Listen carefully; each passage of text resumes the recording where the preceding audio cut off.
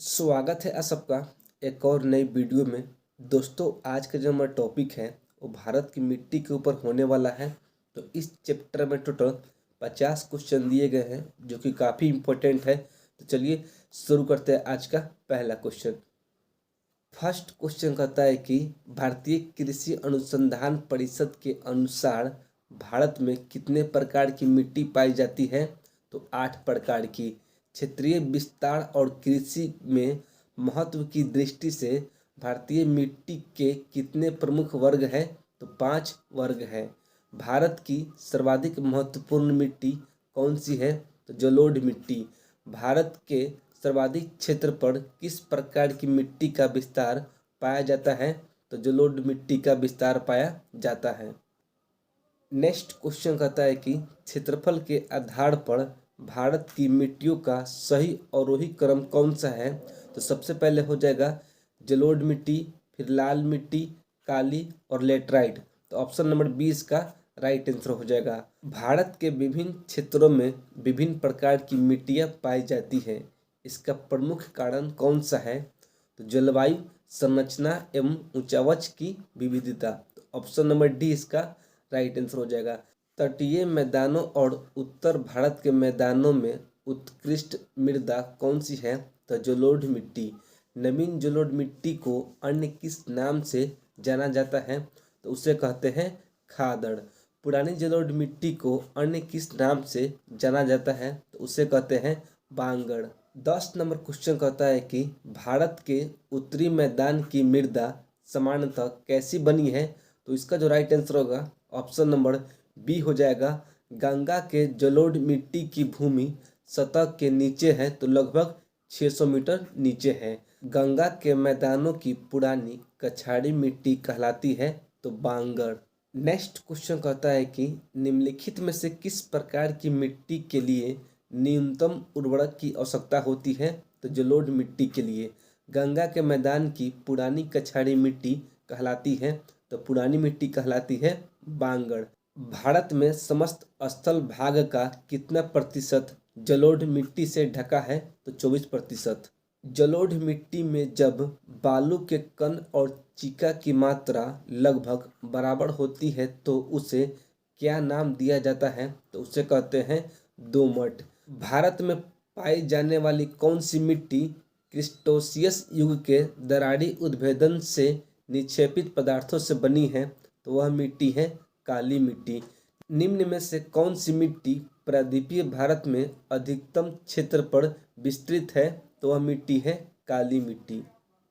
Next question कहता है कि कपास की खेती के लिए सर्वोत्तम मिट्टी कौन सी है। तो काली मिट्टी। लवा के प्रभाव से किस मिट्टी का निर्माण होता है। तो काली मिट्टी का निर्माण होता है। काली मिट्टी का विस्तार पाया जाता है तो महाराष्ट्र में, मध्य प्रदेश में और गुजरात में। तो इसका जो राइट आंसर होगा ऑप्शन नंबर डी हो जाएगा। नेक्स्ट क्वेश्चन कहता है कि रेगुड़ मृदा किसकी कृषि के लिए सर्वाधिक उपयुक्त होती है। तो कपास की कृषि के लिए। निम्नलिखित में से कौन सी मिट्टी जौ पदार्थों से भरपूर होती है। तो वह मिट्टी है काली मिट्टी। काली मिट्टी के संबंध में निम्न में से कौन सा कथन असत्य है। तो इसकी जुताई अधिक करनी पड़ती है। यह जो कथन है यह कथन गलत है। बाकी ये जो तीनों कथन है यह सही है। 25 नंबर क्वेश्चन कहता है कि भारत में निम्नलिखित मृदाओं में से कौन सी बेसाल्ट लावा के अपक्षयन के कारण निर्मित हुई है। तो रेगुड़ मृदा। किस मिट्टी में कृषि के लिए सिंचाई की आवश्यकता नहीं होती है। तो काली मिट्टी में। भारत में काली कपासी मिट्टी को किस स्थानीय नाम से जाना जाता है। तो इसे कहते हैं रेगुड़ मिट्टी। निम्नलिखित में से किस मिट्टी के बारे में यह कहा जाता है कि इसकी जुताई स्वयं होती रहती है। तो वह मिट्टी है काली मिट्टी। भारत में लाल मिट्टी का सर्वाधिक विस्तार पाया जाता है तो आंध्र प्रदेश एवं तमिलनाडु में। प्रायद्वीपीय भारत में क्षेत्रीय मृदा के निम्न प्रकारों में से कौन सा एक है। तो लाल और पीली मृदा। तमिलनाडु के 2/3 क्षेत्र पर किस मिट्टी का विस्तार पाया जाता है। तो लाल मिट्टी का विस्तार पाया जाता है। लाल मिट्टी के संबंध में कौन सा कथन असत्य है। तो यह मिट्टी जो है नदी घाटियों में पाई जाती है। ऑप्शन नंबर डी इसका राइट आंसर हो जाएगा। लेटराइट मिट्टी महत्वपूर्ण रूप से पाई जाती है तो मालाबार तटीय क्षेत्र में। किस मिट्टी में लौह और एल्युमिनियम की ग्रंथियां पाई जाती हैं तो वह मिट्टी है लेटराइट मिट्टी। लेटराइट मिट्टी का प्राधान्य है तो मालाबार तटीय प्रदेश में। नेक्स्ट क्वेश्चन कहता है कि भारत में निम्नलिखित में से कौन मृदा समूह लोहे का अतिरिक्त होने के कारण अनुवर्ग होता जा रहा है तो वह मृदा है लेटराइट मृदा। निम्नलिखित में से कौन सी मिट्टी सूख जाने पर ईंट की तरह कठोर एवं गीली होने पर दही की तरह लिपलिपी हो जाती है तो वह मिट्टी है लेटराइट मिट्टी। निम्नलिखित में से कौन सा कथन असत्य है तो दोस्तों यह जो क्वेश्चन है यह गलत टाइप हो गया है तो इसे आप छोड़ दीजिए। अगला क्वेश्चन कहता है कि निम्नलिखित में से कौन सा कथन असत्य है तो लेटराइट मिट्टी में सिलिका की अधिकता होती है। यह जो कथन है यह गलत है। 40 नंबर क्वेश्चन कहता है कि भारतीय कृषि एवं अनुसंधान परिषद के अनुसार भारत की लगभग कितने प्रतिशत भूमि मृदा अपरदन की समस्या से प्रभावित है तो 60% भूमि। उपजाऊ जलोढ़ मृदा चावल का उत्पादन करने के लिए सबसे उपयुक्त होता है। निम्नलिखित में से किस राज्य में लेटराइट मिट्टी पाई जाती है तो वह राज्य है केरल। मृदा अपरदन रोका जा सकता है वन रोपण द्वारा।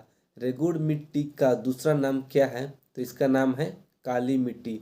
रेगुड़ मिट्टी सबसे ज़्यादा कहाँ पाई जाती है तो सबसे ज़्यादा पाई जाती है महाराष्ट्र में। नेक्स्ट क्वेश्चन कहता है कि निक्षालन और ऑक्सीकरण द्वारा निर्मित मृदा कौन सी है तो इसका जो राइट आंसर होगा ऑप्शन नंबर सी हो जाएगा। निम्नलिखित अपरदन के प्रकारों में से किसके द्वारा चंबल के खड्डे बने हैं तो अवनालिका द्वारा। मृदा अपरदन क्षेत्र के उपचार है तो पहला है कि सर्वोच्च क्षेत्र की किनाराबंदी द्वारा और दूसरा है कि भू उपयोग का विनियम।